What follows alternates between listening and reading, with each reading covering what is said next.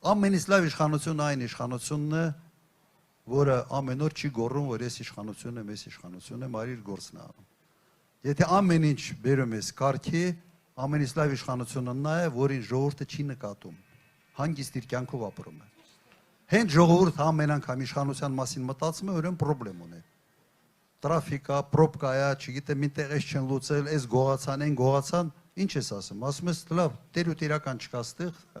աշխատող չկա, ուրեմն ամենից լավ իշխանությունը նա է, որը այնպես է ամեն ինչ կազմակերպում, որ անընդհատ ինքնահաստատման կարիք ինքը չունենա։ Այսպիսի իշխանություն պետք է կառուցել։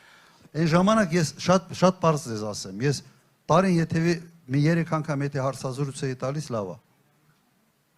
Չի խոսում, չէ, հարցազրույցներս երևի տարին մի 3 անգամ, 4 անգամ առավելագույնը։ Այ մարդ, հիմա առավոտից սկսում է լայվերը, բանը գործ չունես անելու, առավոտը լայվ, կեսօրին լայվ են, մեկը լայվ ես, բանը դրած ես, միկրոֆոնը կպցրած, ստրիմերի պես փողոցները ընկած, դուք իշխանություն եք, թե